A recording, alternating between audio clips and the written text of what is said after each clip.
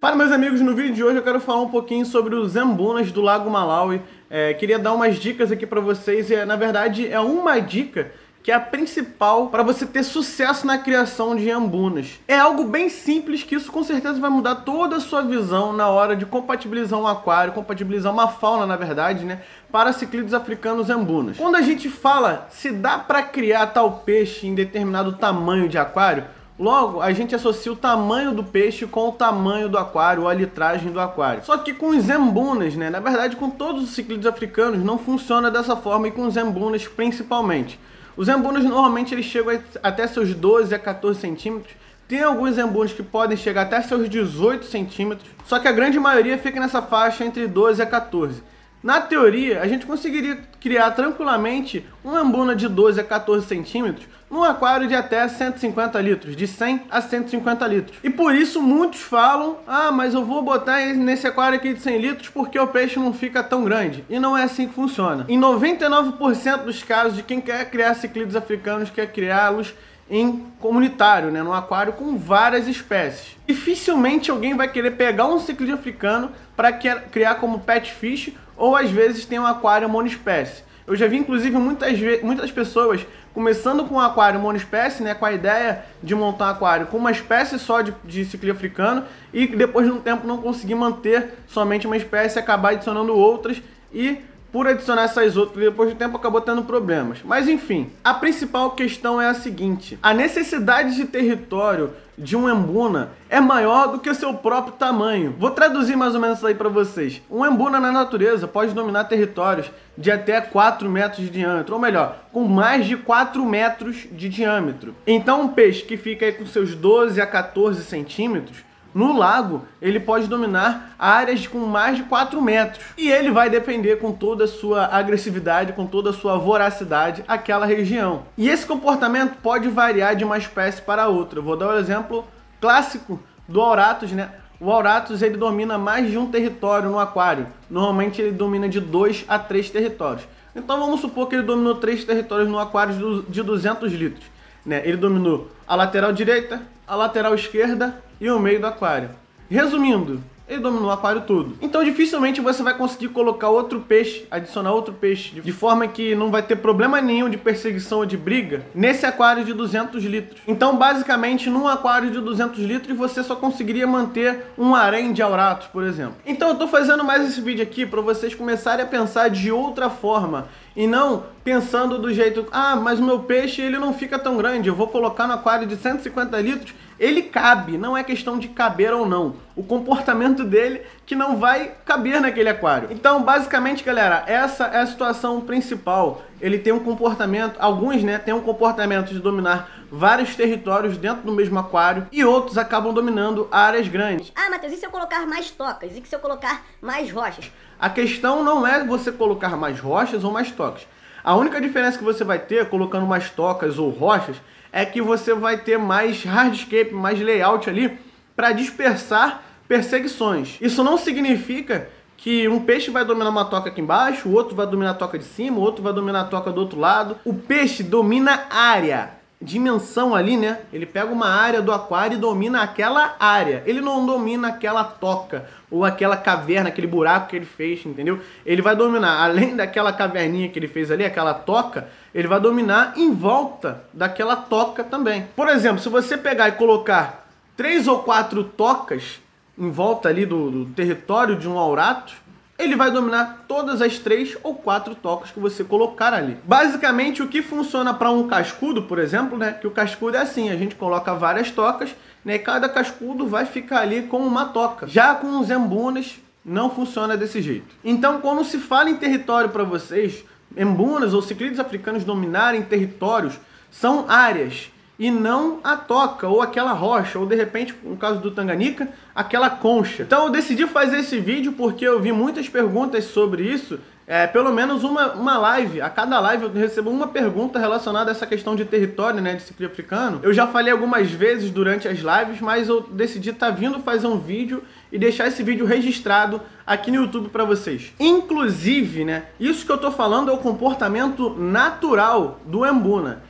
Por isso que os ciclídeos africanos acabam tendo uma agressividade assim mais dispersada, vamos dizer assim, né? Em aquários lotações, porque no aquário lotação, o Auratus ele não vai bater com frequência somente em um peixe, ele vai acabar perseguindo vários peixes. Conforme ele vai vendo um monte de peixe passando ali no seu campo de visão, ele acaba meio que se perdendo. Ele não consegue, na maioria das vezes, né, ele não consegue focar num peixe só para bater. É claro que isso acaba dependendo de vários fatores, inclusive, né, o principal fator é quais são as espécies que você vai colocar naquele aquário.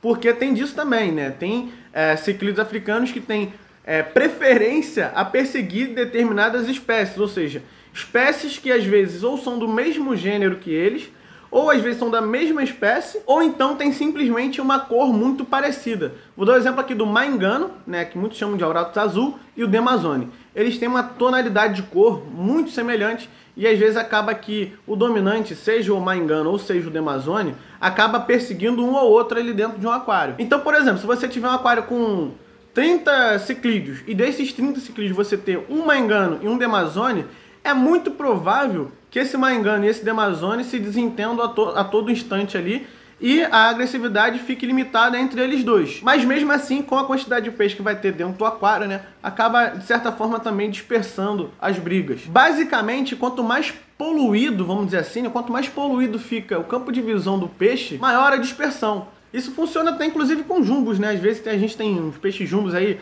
exemplo do Oscar, às vezes que é muito agressivo. Eu vejo muita gente colocando troncos para dividir territórios dentro do aquário, troncos grandes, ou colocando plantas que crescem bastante, como as valisnérias, ou plantas artificiais, somente para fazer um campo ali, poluir um pouco a visão do peixe e não deixar com que ele fique a todo instante conseguindo encontrar aquele outro animal que ele quer ali perseguir ou quer dominar. Basicamente isso, né, que acaba dispersando aí a agressividade em aquários lotações. Eu particularmente não gosto de aquários lotações, né? Como vocês estão habituados aqui no canal, eu costumo indicar o que eu tenho certeza de que vai dar certo, né? O que na verdade o que tem a menor probabilidade de dar errado. Porque é muito complexo a gente falar também, eu tenho certeza que isso vai dar certo, né? Aquarismo é um nicho, assim, é um hobby muito complexo. Mas eu sempre estou procurando dar dicas para vocês minimizarem os erros e, consequentemente, minimizarem as perdas. Aquários de lotações de ciclídeos africanos, né, acaba que você tem que ter uma filtragem muito bem dimensionada, até porque a gente acaba lidando com pH mais alcalino, então a amônia em pH alcalino é um pouco mais tóxica, né, um pouco não, dependendo do pH, né, pode ser muito mais tóxica do que em pH neutro a ácido. Basicamente você tira a preocupação com a agressividade, né, tira um pouco, né, a preocupação com a agressividade, mas toma outra preocupação que é a qualidade da água. Então você, na maioria das vezes, vai ter que estar fazendo TPAs frequentes no teu aquário. Dificilmente no aquário lotação você fica isento de fazer TPA, porque é um assunto que está na moda ultimamente. Eu gravei um vídeo, inclusive, falando sobre essa questão de TPA, dando a minha opinião. Eu vou deixar aqui na descrição, né, o link desse vídeo para vocês assistirem depois, se vocês quiserem. E tem uma galera agora que gosta de fazer TPA de mês em mês, ou de 2 em 2, 3 em 3 meses. Então, para quem tem aquário lotação, essa situação já fica muito mais complicada. E todos sabemos que a qualidade da água é a chave ali para você ter sucesso com o seu aquário. Então é basicamente isso, galera, o que eu comentei com vocês agora. Só recapitulando, a questão principal não é o tamanho do peixe com o tamanho do aquário, e sim o comportamento que o seu ciclídeo africano tem, tentar compatibilizar o comportamento dessa espécie com o tamanho do aquário. Isso não funciona somente para os embunas, tá, galera? Isso funciona para a maior parte aí dos ciclídeos africanos, seja Malawi ou Tanganica, mas principalmente os embunas, que tem essa necessidade por dominância, né, por território, pelo menos no meu ponto de vista, né, tem essa necessidade maior do que as demais espécies, os demais grupos. Tanto que eu já até falei em vídeo,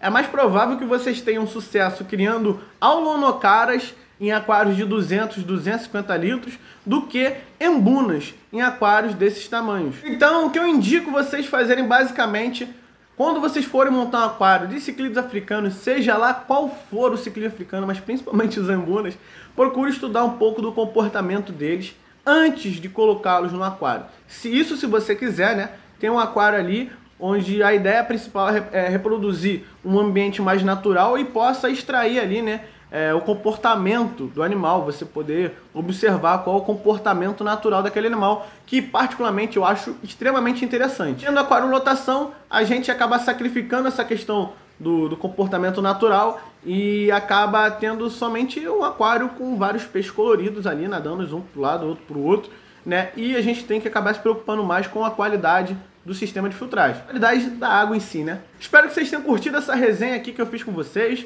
Se ficou alguma dúvida, deixa aí nos comentários. Eu vou estar me esforçando para responder a todos vocês aí nos comentários do vídeo. E se tiver também alguma outra dúvida, principalmente sobre ciclistas africanos, deixa aí que eu respondo. Mas vamos fazer o seguinte, para ficar bacana, se inscreve aí no canal ativando o sininho das notificações e deixa aquele like maroto para que mais pessoas possam ver esse vídeo também. Não esquece de seguir a gente lá no Instagram, @monsteraquabr. E é isso, valeu galera. Tamo junto, é nóis, fiquem com Deus e fui!